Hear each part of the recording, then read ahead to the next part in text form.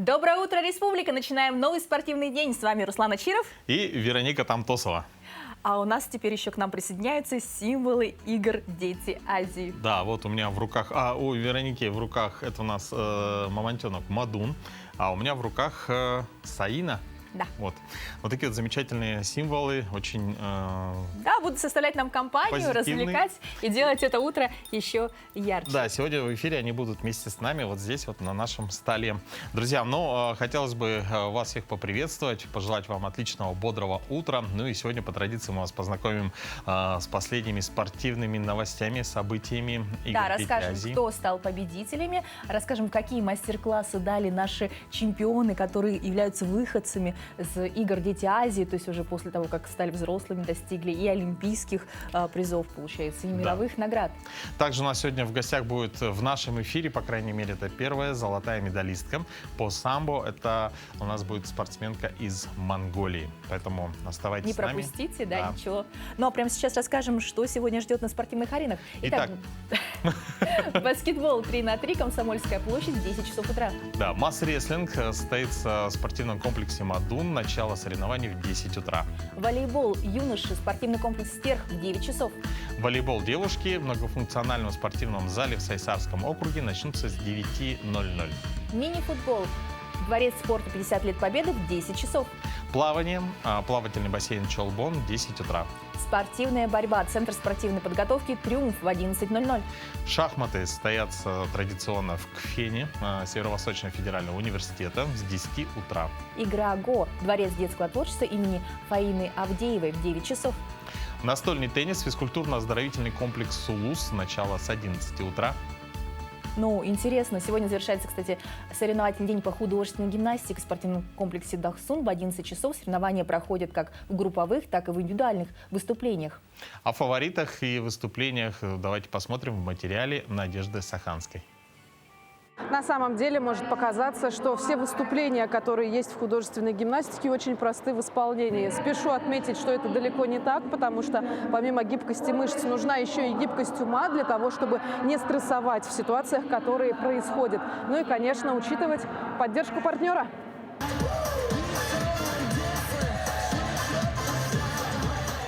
Художественная гимнастика была включена в программу игр еще в 2000 году. Со всеми соревнованиями за это время были связаны, пожалуй, самые красивые моменты из истории детей Азии. На эти 8-е по счету игры сборная республика подходит в усиленном составе.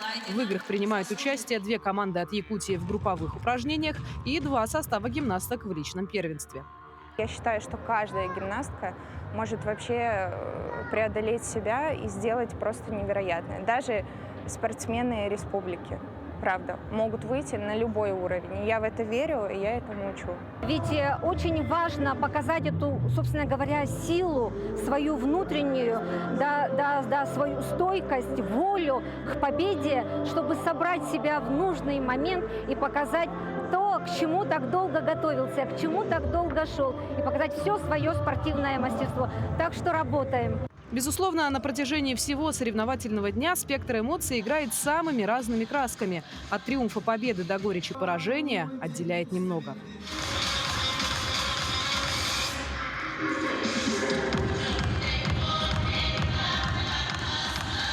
Фортуна явно была сегодня не на стороне сборных нашей республики. Явными фаворитами в групповом зачете стали команды из Беларуси и Королевства Таиланд.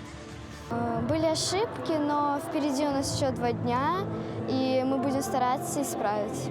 В индивидуальных выступлениях судейская коллегия почти единогласно отметила гутоперчивость и артистизм спортсменки из Казахстана.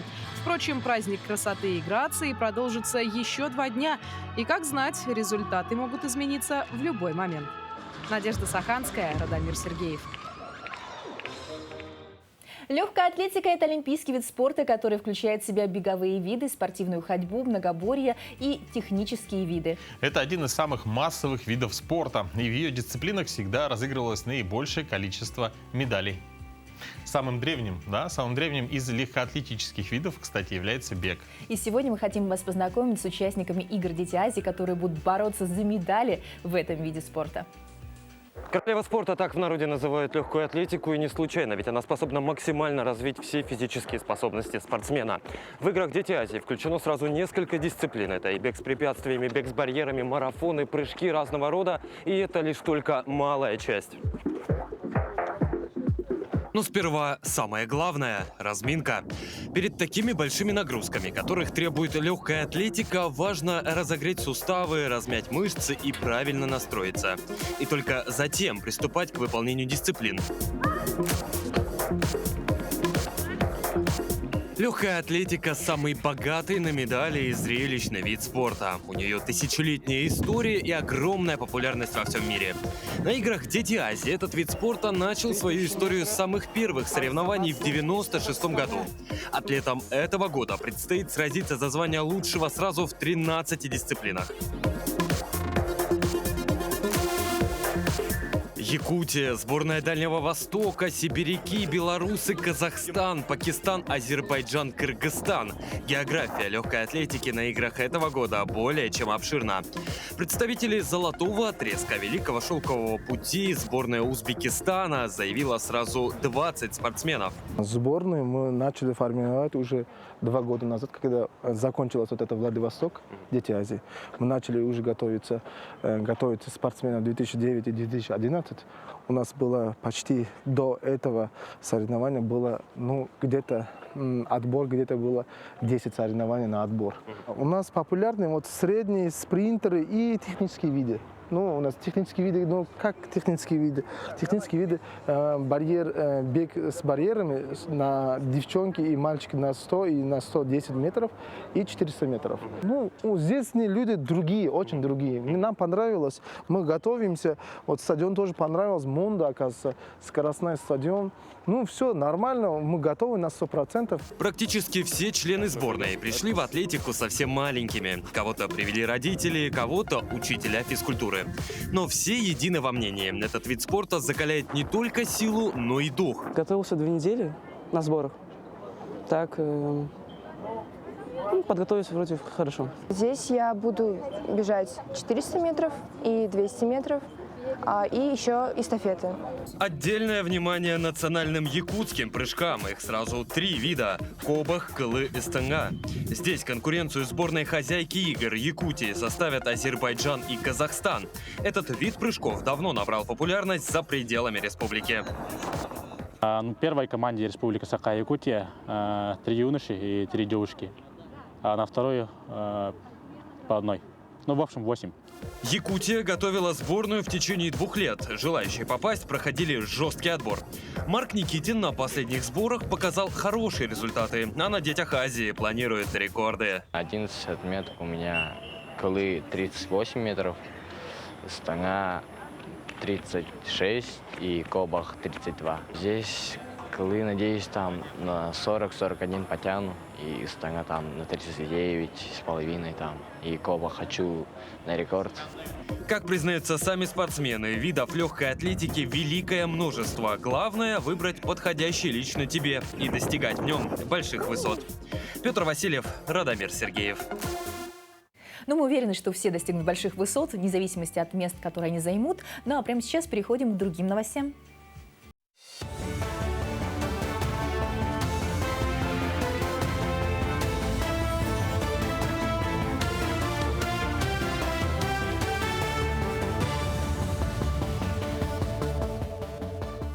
Доброе утро. Расскажем о главных событиях к этому часу. Депутаты Государственной Думы Александр Шолохов, Николай Валуев и Андрей Марков прибыли в Якутск по приглашению Госсобрания Илтумен. Они примут участие в юбилейных мероприятиях регионального парламента и деловых встречах по вопросам культуры и туризма в Якутии. Эти же вопросы они обсудили накануне на встрече с главой региона Найсеном Николаевым. В свою очередь, первый заместитель председателя Комитета по культуре Госдумы Александр Шолохов отметил, что Россия занимает лидирующие позиции на мировой арене благодаря самобытной культурной традиции народов страны. Он подчеркнул необходимость уделять большое внимание сохранению культурной идентичности. Также депутаты посетят национальный праздник Эсэх. Нам в комитете очень интересна организация таких больших мероприятий, каким является национальный праздник Якутии. Насколько мы понимаем, это один из самых больших вообще на территории нашей страны праздников национальных. И вопросы организации, вопросы безопасности, вопросы проникновения культуры друг друга – это очень важно для нас. В городе Покровске колледж цифровых технологий «Айтын» выпустил самое большое за последние годы количество специалистов.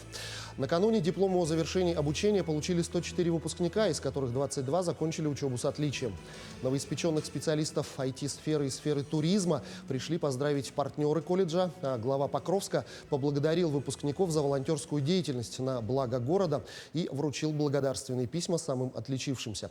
В этом году выпуск стал особенным еще по одной причине. Впервые колледж окончили специалисты, поступившие на базе 9 класса. Я закончил учебу красным дипломом, проучился 4 года по специальности информационной системы программирования, группа ICIP-20. Проучился 4 года, но пролетели так быстро, я не успел даже заметить. Во время студенчества я участвовал во многих мероприятиях, вступил в студенческий совет, также был председателем этого студенческого совета. Что еще сказать? Ну, сейчас я трудоустроен. И в дальнейшем планирую заочно куда-то поступить и также работать.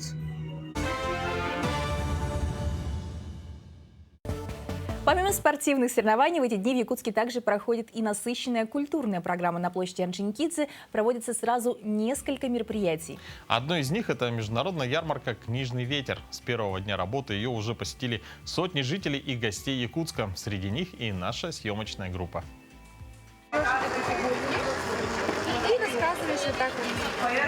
Диалоги ведешь. С помощью этой книги можно интересно рассказать сказку, используя театр теней. Интересна визуальная подача специально для детей, которые не любят и не хотят читать. А здесь будет интересно будущим техникам. На демонстрационных моделях показаны некоторые природные явления и даже законы физики. Магнитное поле, тепловая механика, гидравлика, электромагнитные явления. При нагревании колба происходит расширение воздуха, с помощью чего заставляет двигаться какой-то поршень. Да? И у нас происходит движение самого механизма и выработка электрической энергии за счет генератора, который установлен. Свои новинки и бестселлеры представили 9 местных и федеральных издательств, а также независимые авторы. Первая часть программы проводится здесь, на площади Орджоникидзе.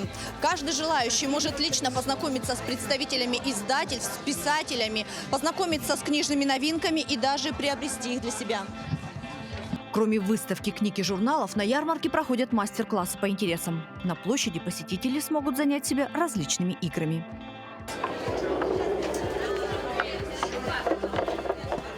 Можно найти много полезных вещей. А если они с мерчем Якутия, то это еще и отличный подарок и сувенир, особенно для гостей республики. Я приехала из Центральной России, из Республики Мордовия, и решила, что Панама будет лучшим воспоминанием о Якутии. То, что у вас такое жаркое солнце, можно легко обгореть. И я как раз шла с таким, знаете, настроением, что мне нужно Панаму купить. И вот уникально, что я пришла и реально увидела Панаму. А эти поделки, каждая с уникальным эскизом, бережно изготовлены детьми с ограниченными возможностями здоровья. Красивая и эмблема Якутии. Понравилась тарелка с национальным колоритом, девушка с цветами. Очень красиво. Тема ярмарки посвящена детской и подростковой литературе и пропаганде чтения. Это очень такая животрепещущая и неизведанная, можно сказать, тема. Вопросов всегда больше, чем ответов, потому что подростки сами себя не понимают. А мы, как взрослые, хотим их понять, чтобы предложить им актуальную литературу, которую они будут читать с удовольствием. Международная ярмарка «Книжный ветер» в Якутске проводится впервые. Его уже называют главным литературным событием этого лета. Ирина Жданова, Виктор Олесов.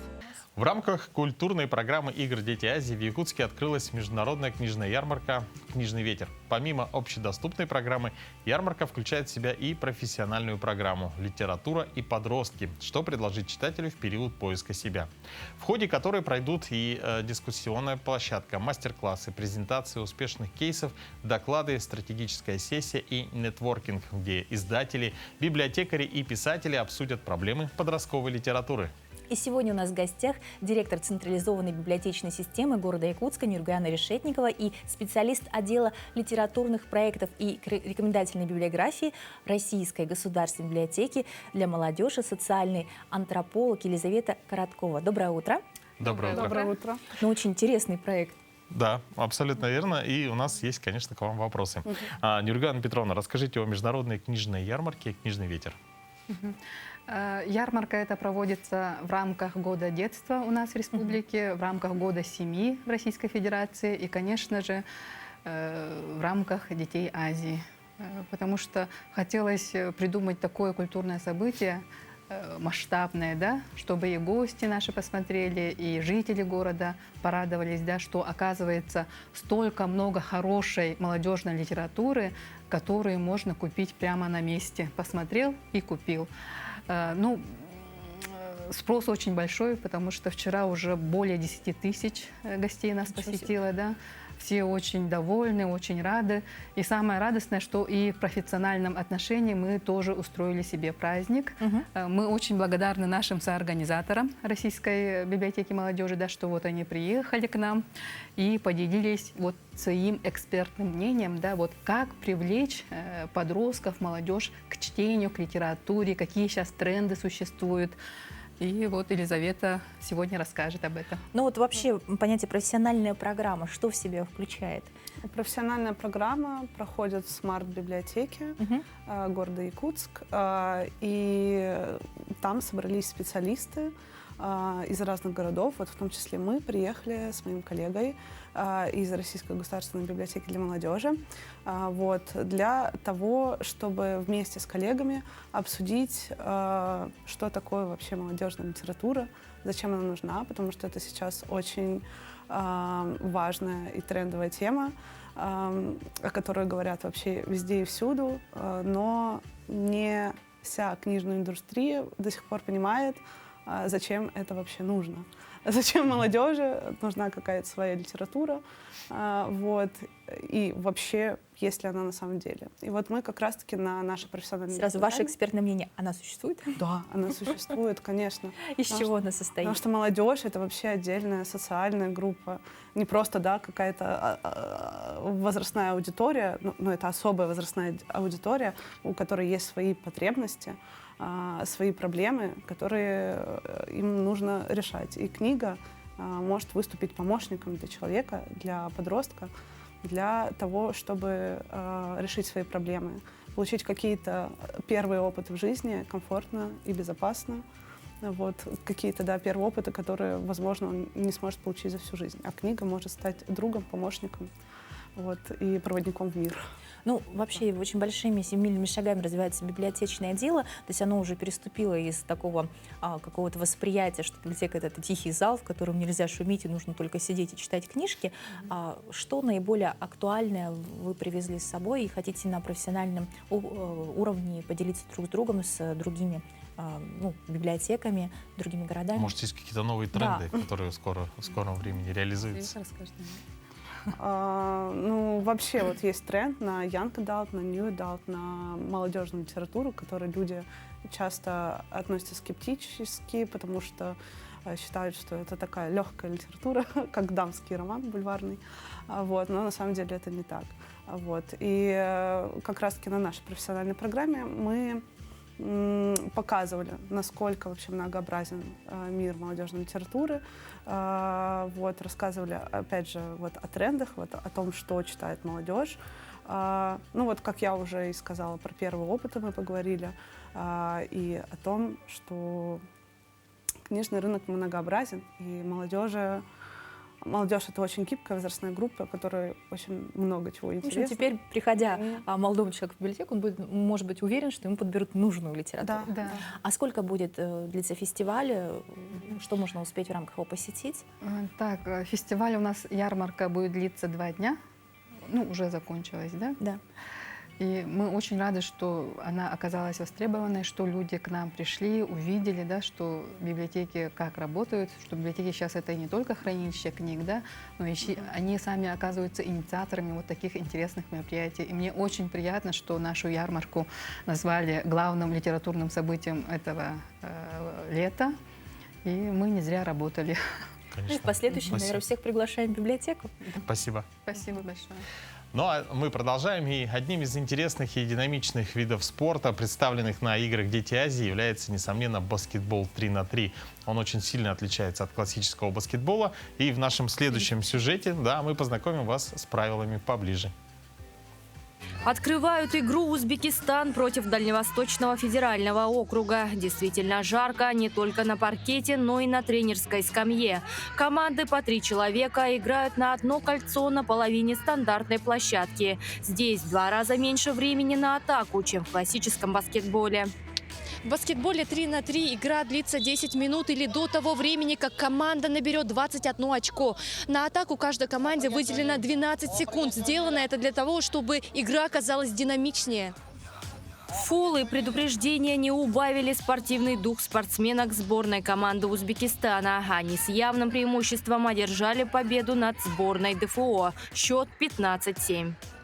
Да, волновались сначала, но потом, когда начали забивать, уже нормально пошло. Они как бы нормально играют, хорошо играют, просто, не знаю, наверное, не хватило им сил.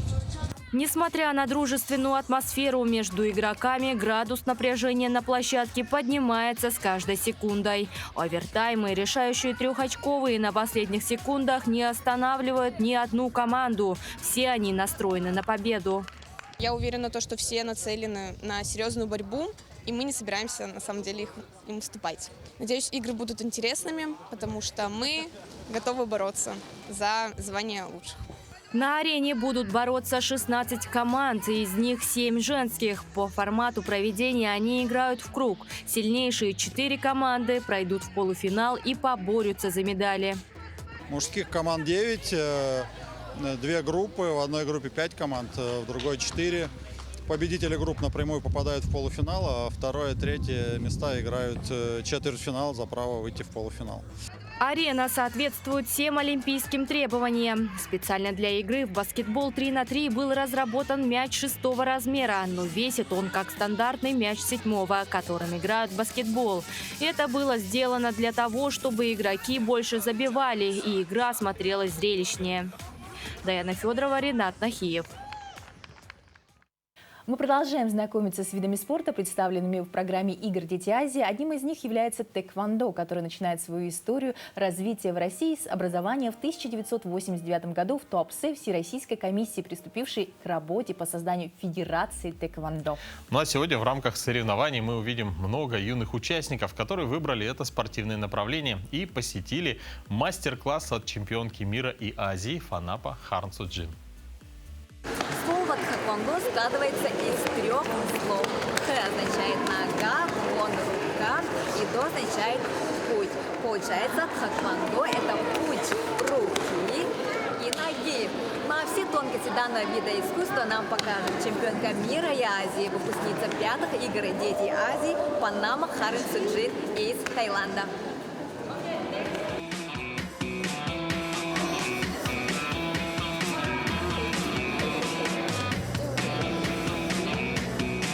Панама Харнсуджин начала заниматься тэквондо с 9 лет, а в 14 для нее это был уже профессиональный спорт. Впервые она приезжала в Якутск в 2019 году на 5-е игры «Дети Азии». Панама очень рада снова вернуться в Якутск в качестве приглашенного гостя и встретиться с юными спортсменами. В Таиланде этим видом многие интересуются. Тэквондо активно развивается. Это корейский вид спорта. Сейчас много тренеров из Кореи. Я заметила, что на играх много участников. Я скучала по Якутску. Особенно по этой приятной прохладной погоде, потому что сейчас в Таиланде очень жарко. В первую очередь сходила в музей вечной мерзлоты, увидела останки мамонта, что очень произвели на меня впечатление. А завтра поеду на Ленские столбы. Всем юным спортсменам желаю показать лучший результат, на который они способны. На мастер-класс собрались воспитанники спортивного клуба «Юные любители тэквондо». Дети с большим интересом смотрели занятия и, больше того, приняли в нем участие.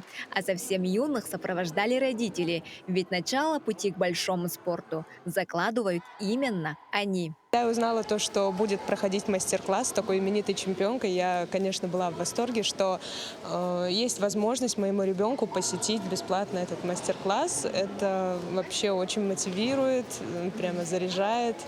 Я, как родитель, счастлива. Больше понравилось. Все понравилось. Хочешь стать профессиональным спортсменом? Да. Когда вырастешь? Да. Молодец. Мы желаем тебе успехов. Дерзай, хорошо? Да, хорошо. Молодец. Он развивает, во-первых, дисциплину, как и почти все виды спорта. Также тэквондо развивает пластику, помогает повысить уровень навыков равновесия и так далее. Вот. Как боевое единоборство я его даже не рассматривала, потому что мне нужно было занятие спортом для ребенка ради спорта. Ну, ОФП в общем.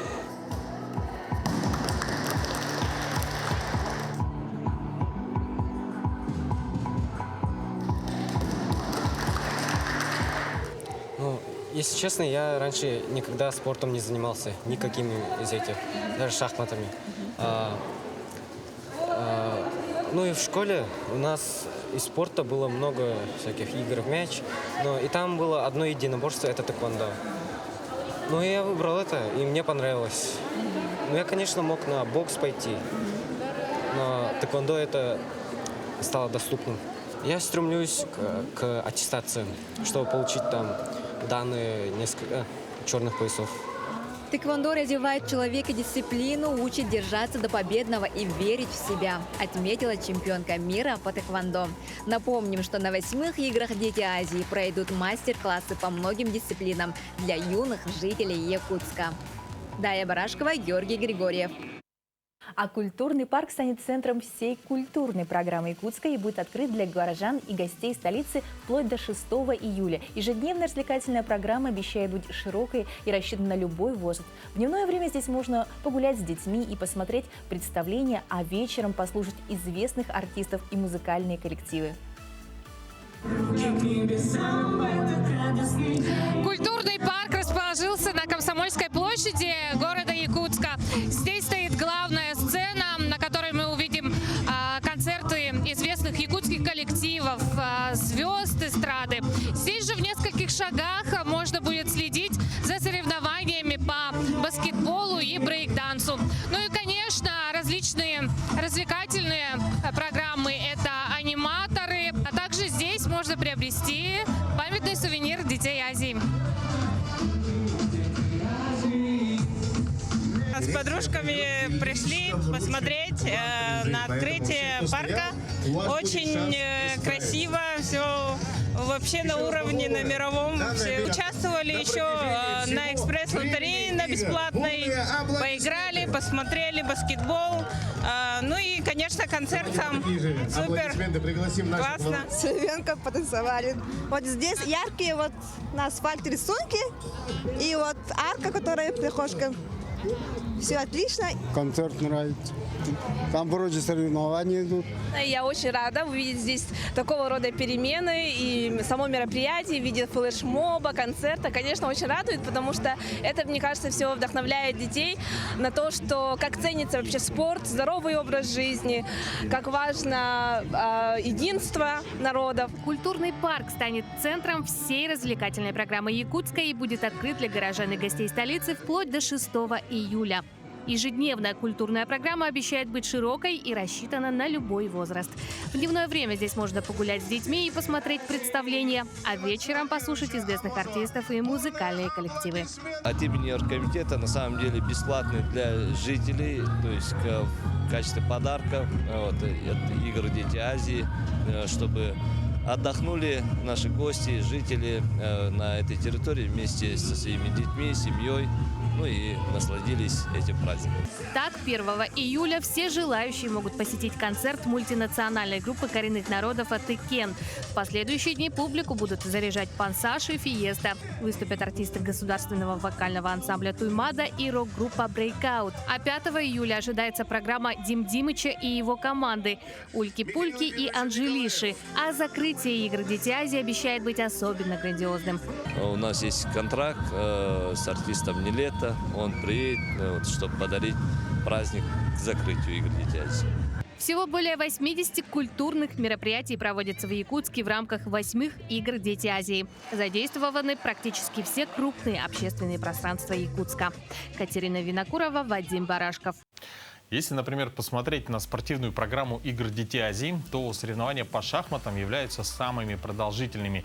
В течение 9 дней шахматный мир внимательно наблюдает за партиями юных игроков. Как отмечают эксперты, в этом году на игры приехали действительно сильные команды, среди которых есть чемпионы и призеры мировых турниров. Подробнее в следующем сюжете. В интеллектуальных состязаниях участвуют 18 юношей и 14 девушек из 8 стран мира, а также 5 округов России.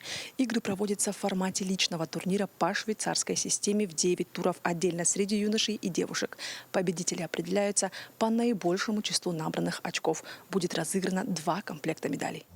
Квалификация и рейтинг участников не имеет значения. Все ребята играют на равных. Поэтому даже если игрок не проходит финал, он продолжает играть, чем повышает свой личный рейтинг. Все участники играют 9 туров. Никто проигравший не вылетает. То есть все они должны сыграть 9 дней, 9 туров. Потом по результатам этих 9 туров, у кого набирает большое количество очков, тот и становится победителем, соответственно. С каждым туром, кто выигрывает, выигрывает около одинаковые очки. Соответственно, у кого меньше очков, они играют друг с другом. Известно, что игроки из стран Азии занимают лидирующие позиции в шахматном мире. Поэтому партии на соревнованиях «Дети Азии» привлекают большой интерес. Турнир длится 4 часа, и несмотря на немалую разницу во времени, трансляцию турнира смотрят эксперты со всего мира. Очень достойный. Взять, к примеру, приехала команда Узбекистана. Команда Узбекистана действующий победитель Всемирной шахматной олимпиады. Девушки Казахстана. За прошедшие 3-4 года завоевали очень много званий. Кстати, шахматные турниры игр «Дети Азии» всегда проходили на достаточно высоком и интересном уровне. Много печатных партий после этого получалось. Шахматы – игра интеллектуальная. Во время турнира в зале соблюдается строгая тишина. Телефоны сдают не только организаторы, но и зрители. Событие важное и масштабное. Однако явного волнения с участников не считывается. Все держатся спокойно и уверенно. Валерия Слепцова делится, что рейтинг у нее невысокий, но юная спортсменка намерена показать хороший результат. Довольно маленький. 1600, но так в Якутии у нас довольно заниженные рейтинги. Вот сам гроссмейстер говорил, что у нас рейтинги занижены на 200 пунктов, 150. Так у меня, не знаю, с этими тогда будет 1800. Сначала мы изучаем соперника по базе данных и просто на разных сайтах смотрим, как она играет, какие дебюты, а потом готовимся к ним. У меня настрой хороший, тактика у меня довольно простая, просто задавить как-то. Турниры продлятся до 4 июля включительно, и в этот же день станут известны имена победителей. Марферина Алексеева, Иван Сорокоумов. Ну а далее мы спешим вас познакомить с итогами матчей по мини-футболу и ожиданиями тренеров и спортсменов от участия в играх «Дети Азии». Интрига в матче якутян с сибиряками держалась недолго. Хозяева паркета с первых минут завладели игровым преимуществом и раз за разом проводили взятие ворот. Так, только в первом тайме они забили 9 безответных мячей.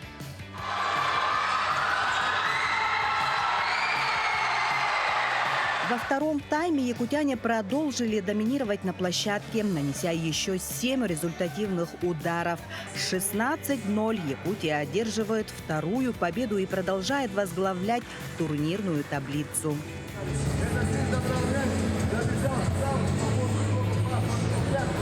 Напомним, выявление победителей и призеров турнира проходит по круговой системе. То есть каждой команде предстоит сыграть 6 матчей, после чего сборные, занявшие первые 4 места, разыграют медали в решающих матчах. Вот если в большом футболе там практически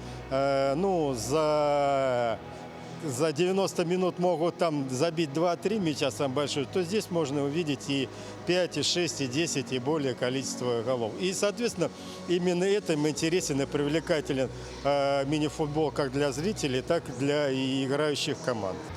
В этом году фаворитами выступают футболисты из Уральского федерального округа, которые одержали победу на прошлых играх «Дети Азии» во Владивостоке.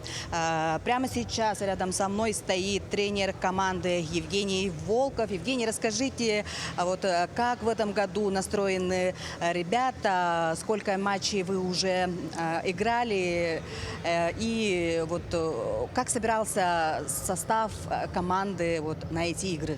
Парни все пожертвовали, так скажем, летним отдыхом. Поставили цель, идем к ней планомерно.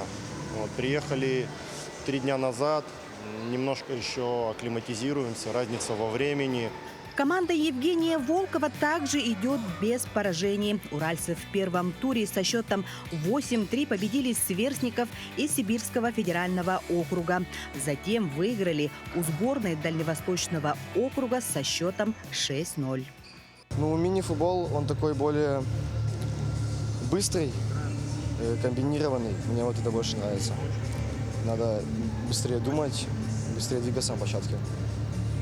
Ежедневно турнир по футзалу собирает под сводами Дворца спорта 50 лет Победы полные трибуны. Несмотря на то, что подавляющее большинство зрителей болеет за команду Якутии, юный фанат футбола Саша Парей искренне поддерживает каждых участников. Он, как говорится, за красивый футбол. Я очень сильно люблю футбол, мне 8 лет. Я в команде СШФ Якутии занимаюсь тоже футболом.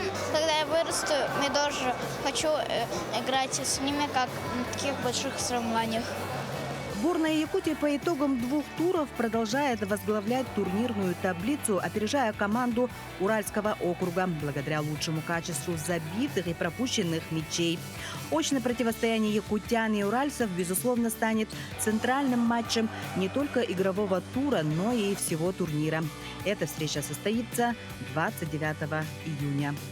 Анна Васильева, Вадим Барашков. Программа игр «Дети Азии» – это не только соревнования, это еще и уникальная возможность научиться новому в своем спортивном направлении. В училище Олимпийского резерва имени Романа Дмитриева прошел мастер-класс по греко-римской борьбе. Его провел заслуженный мастер спорта России, бронзовый призер Олимпиады в Лондоне Мингиян Семенов. Я загружаю руку. Видите, руку загрузил. Мне просто что остается? Мне остается просто подставить ногу. Вот сюда, видите? Вот вы смотрите. Вот он, видите, я сюда подставлю. Просто ногу подставляю. Оказаться на ковре с кумиром для многих спортсменов – мечта. На мастер-классе приняли участие около полусотни юных борцов училища Олимпийского резерва. Каждый из них научился новым приемам, которые они смогут продемонстрировать на ближайших соревнованиях. Эти мастер-классы нужны обязательно для того, чтобы ребенок заинтересовался этим видом спорта, и чтобы у него появилось желание стать же таким. Потому что каждый ребенок для себя ищет кумиров с детства. Вот у меня были кумиры в детстве, когда я был, у меня был Александр Карелин, Михаил Мамиашвили и многие другие борцы. И ты, когда на них посмотрел вживую, то, что в данный момент сейчас проходит мастер-класс, эти ребята видят вживую. Они, понимаете, общение немаловажно с таким великим человеком. У них появляется желание, трудолюбие добиваться и становиться такими же достойными чемпионами, как вот в данный момент Семенов Мингиян. Герой Калмыкии Мингиян Семенов прибыл в регион в рамках 8-х спортивных игр «Дети Азии». Титулованный борец поделился хитростями этого вида спорта, секретами ведения схватки на ковре, благодаря которым он добивался успехов на международной арене.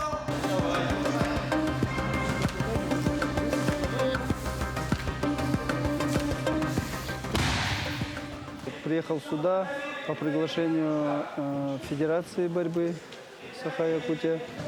Вот, приехал передать свои все навыки всем молодым ребятам, чтобы они дальше продолжали наши большие традиции, такие как вот Сан Саныч Карелин. Я знаю, сюда приезжал Сан Саныч Карелин, Роман Власов, да, это наши гиганты, легенды нашей борьбы. Вот. Так что мы продолжаем традиции эти хорошие, благие, чтобы именно в Республике Саха развивалась греко-римская борьба. Вот. Так что я уверен, что не за горами эти ребята потом завтра, послезавтра будут продолжать эти хорошие традиции. Мастер-класс сопровождался разговором о простых жизненных правилах. Борцы внимательно слушали олимпийского призера, задавали вопросы и пристально следили за каждым его действием. Греко-римская борьба – это очень зрелищный вид спорта. Борьба в основном идет в стойке. Сегодня на мастер-классе показали хорошие приемы борьбы как в партере, так и в стойке. Объяснили очень доходчиво. Такие мастер-классы дают возможность юным спортсменам перенять секреты мастерства у известных борцов, вдохновиться их опытом, научившись у настоящих олимпийцев тонкостям борьбы, достичь успехов на ковре. Роман Савинов, Степан Адастыров. Но сейчас мы, чтобы узнать самые актуальные новости к этому часу, передаем слово нашим коллегам из новостного блока.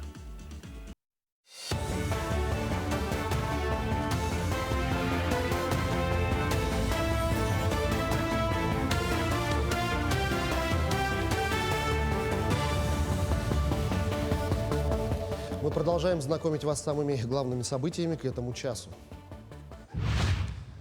По приглашению Госсобрания Ил-Тумен в столицу республики прибыли председатель парламента Северной Осетии Алании Теймураз Тускаев, председатель Госсобрания Курултая Республики Башкортостан Константин Толкачев и председатель комитета по местному самоуправлению Законодательного собрания Ростовской области Владимир Влазнев.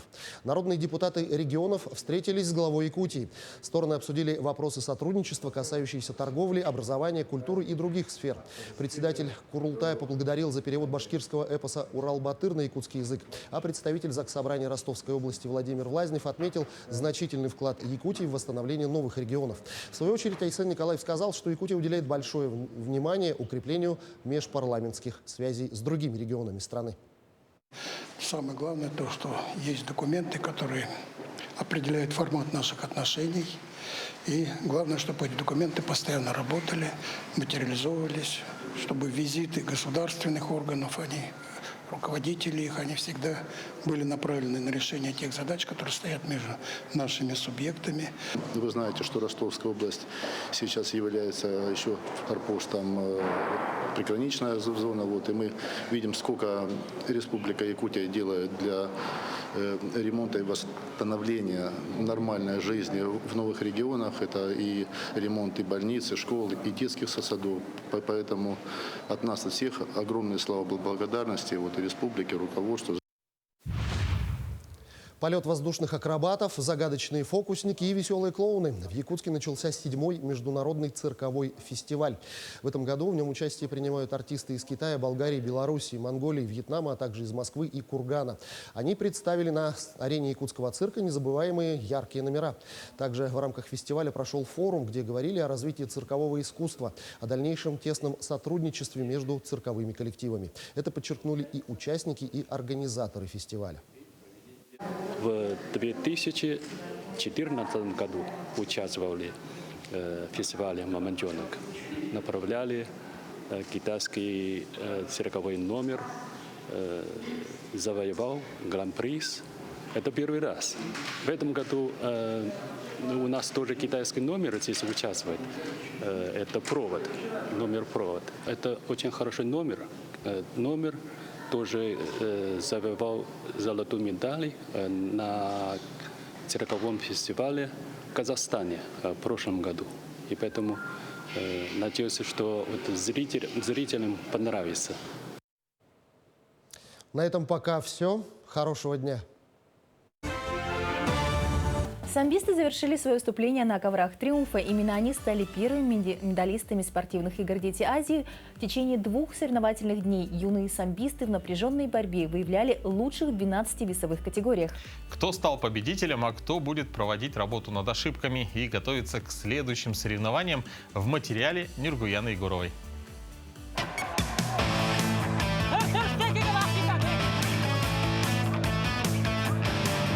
Во второй день отстоять честь Якутии удалось только девушкам. В бронзовый финал игр «Дети Азии» отобрались Дарья Шарапова и Сахаяна Корякина. Дарья одержала победу болевым приемом у представительницы из Казахстана. Схватка была упорная, соперница тоже очень хорошая. Вот, достойно поборолись. Было тяжело, да. Очень скучаю, побыстрее приехать домой хочу уже.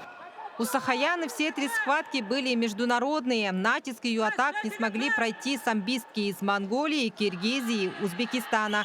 Якутянка свое не упустила и воспользовалась последним шансом. Я сделала спину с колен, по-моему, с односторонним захватом. И она упала на живот, получила балл я поэтому. Ну ты видела, да, на табло, сколько времени осталось? Да.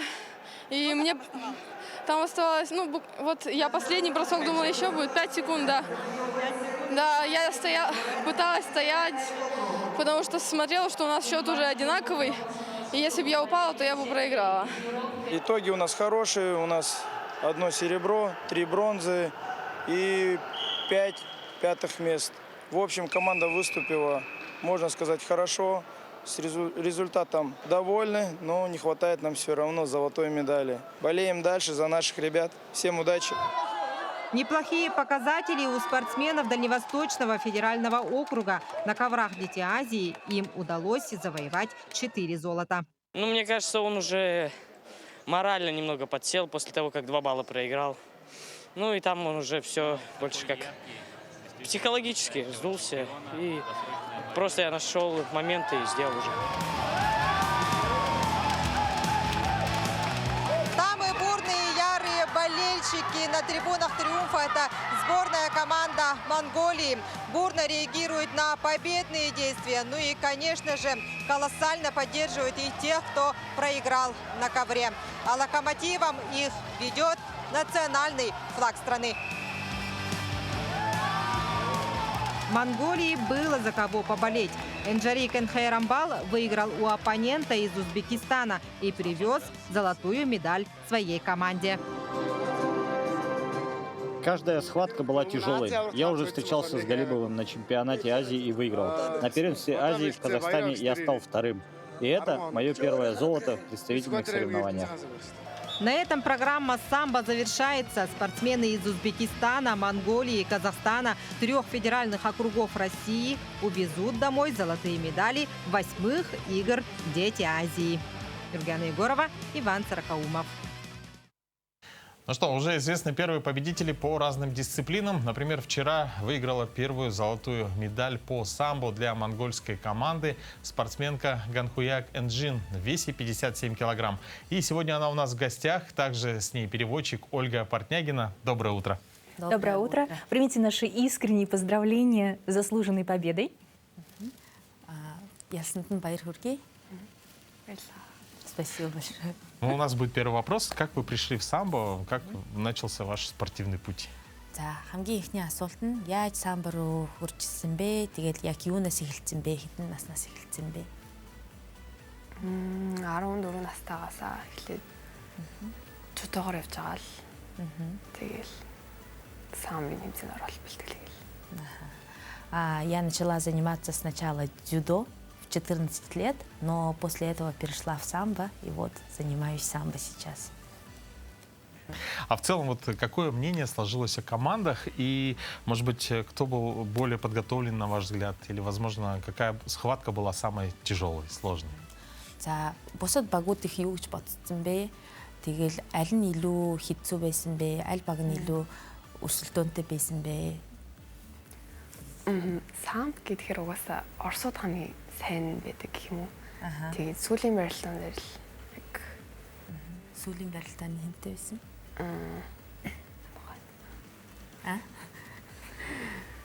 Сүүлийн барилтаан дээр л хамгийн чангаан байсан. Ну, я считаю, что самбо в спорте самбо самый лучший это Россия, поэтому как бы для меня была самая последняя схватка, это была самая трудная. Ну, а вообще, можно поделиться вашими впечатлениями о Якутии и что ожидали увидеть, и что больше всего, может быть, удивило на данный момент? За Якутын талаар юу гэж бодсон бэ? Одоо Якут улсын Якут хотын талаар ийшээ ирэхдээ ямар хүлээлттэй байсан бэ? Тэгээд хамгийн их гайхсан нь юу байсан бэ? Яг ирэхэд бол цагаан шөнө гэдэг нь хэлсэн байсан шүү дээ. Үнэхээр үзэсгэлэнтэй байсан. Тэгээд Орос руу зөндөө ирж байсан гэсэн яг Якут анх удаа ярьж байгаа. Тэгээд тэмцээнээ дуусгачаал одоо л яг гарч цугаалж үзье л гэж бодсон байгаа. Ну, самое большое впечатление оказали на меня белые ночи якутские. Это было просто удивительно. Вот мы приехали, и сразу как бы начались соревнования. Я еще вот после соревнований еще не успела ознакомиться с городом, но обязательно ознакомлюсь. Я участвовала в других городах, на других соревнованиях в России много раз, но полярные ночи в Якутии оказали на меня большое впечатление. Какие впечатления от турнира прошли? Какие ощущения чувствует себя победителем? За яг нөгөө тулааны талаар ямархуу сэтгэлтэй байгаа юм бэ? Тэгээд яг ялсандаа бас ямархуу сэтгэлтэй байгаа юм бэ? Үнэхээр баяртайгаа угаасаа яг зорилгоо биелүүлсэн учраас үнэхээр баяртайгаа. Я очень счастлива, что я достигла поставленной своей цели. Да, мы еще раз поздравляем. Да. Желаем дальнейших побед. Ну, может быть, несколько пожеланий всем, кто планирует заниматься этим видом спорта или еще не достиг таких результатов. Дараагийн тэмцээнідэд амжилт хүсье. Тэгээд энэ тэмцээнээр хичээлж байгаа хүмүүс зорж хэлэх үг байна уу? Эсвэл хүсэлч юм уу? Амжилт хүсэх. Зүгээр яг энэ тэмцээнд ирж байгаа хүн болгоных нь зорилго нь биелүүлээд гэх юм уу тэгэл амжилттай оролцоод буцаа сайн гэж хүсэж байна. Монголоос ирсэн тамирчдын гал. От имени монгольской команды я хочу всем пожелать больших успехов, и я хочу пожелать, чтобы все достигли своих поставленных целей. Больше побед. Спасибо от всех команд, я думаю, они будут рады. Желаем дальнейших побед. Спасибо. Самое время повторить те соревнования, которые пройдут сегодня в течение спортивного этого дня. Напоминаем, что баскетбол 3х3 на Комсомольской площади начнется в 10:00. Масс-рестлинг, спортивный комплекс «Мадун» в 10 часов.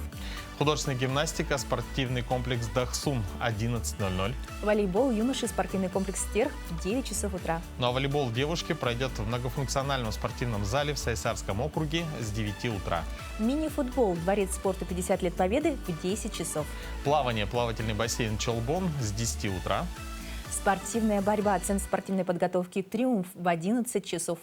Шахматы пройдут в Кфене, в атриуме Северо-Восточного федерального университета. Начало соревнований с 10 утра. Игра «Го», дворец детского творчества имени Фаины Авдеевой в 9:00. Настольный теннис, физкультурно-оздоровительный комплекс «Сулус» 11:00.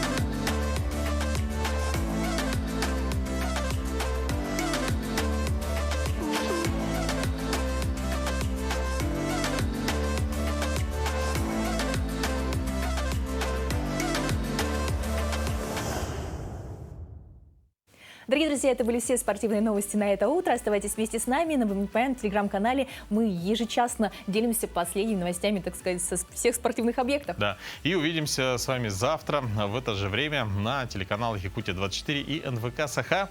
До новых встреч и хорошего дня. Да, бодрого утра.